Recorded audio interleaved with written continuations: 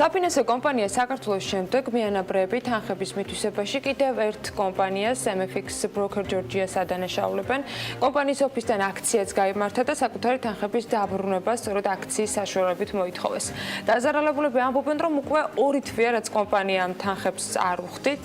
MFX Broker Georgias ერთ-ერთი მიანაბრე მამუკა კაპანაძე ამბობს იმასაც, რომ კომპანიაში თანხის არ გადახდის რამდენიმე მიზეზი სახელდება და ისინი ერთმანეთისგან განსხვავებულია. მისივე თქმით, ამ კომპანიას 300-ზე მეტი მიანაბრე ჰყავს და ანაბრის თანხის მოცულობა $5,000-დან $100,000-მდე შეადგენს.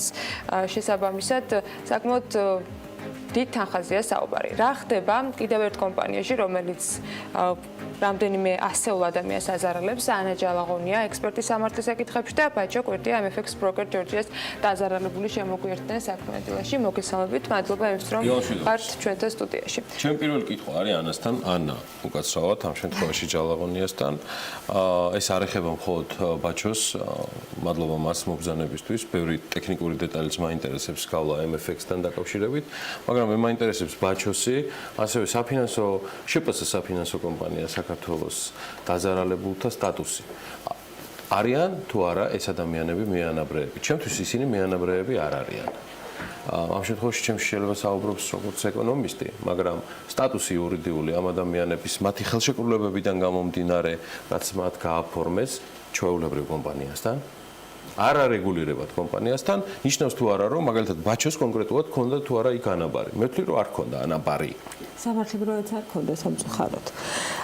სწორედ ის არის ის ოქროს გასაღები, რომელსაც სარგებლობენ ესეთი კომპანიები, რომ არსებობს გარკვეული წლად ფანჯრები კანონში, რომელიც ძლევა საშუალებას.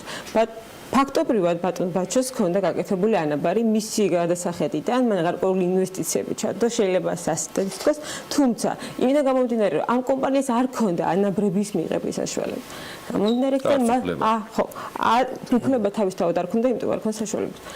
შესაბამისად, ბატონ ბაჭოს არ ჩაუდია, ბატონი ბაჭოს თანხის შეტანა არ არის ანაბარი არც სამართლებრივად, იმიტომ რომ ფაქტობრივად ვერ შედგებოდა ესეთი ტიპის ხელშეკრულება. კარგი, ანა, მოდი ვიდრე შემდგომ სამართლებრივ შეფასებებს მივცეთ, მოусმინოთ ამ შემთხვევაში ბაჭო კვირტიას, რა კომპანიასთან ქონდა ბაჭო საქმე, ცოტა დეტალებში რომ მოვუყვეთ ჩვენს ტელემაყურებელს და რადიო მსმენელებს და თქვენი ძირითადი ეჭვებია ეს ბოლო ორი თვეა MFX Brokers, რომელიც მანამდე თქვენს ინვესტირებას ხელშეკრულებიდან გამომდინარე ემსახურებოდა, თქვენ რა ინფორმაცია გაქვთ, რასთან გვაქვს საქმე ბოლო ორი თვეა? მოგახსენეთ, დილამშვიდობისა, პირველ რიგში დიდი მადლობა მომიწვიეთ. MFX Capital არის კომპანია, რომელიც როგორც თავად აცხადებენ და ვებგვერდზე როგორც უდევთ ინფორმაცია 10 წელი უკვე არის ბაზარზე, რომელსაც აქვს სხვადასხვა ქვეყნებში ფილიალები, სადაც ხდება აი ამ ტიპის საქმიანობა ფინანსური, როდესაც ისინი იღებენ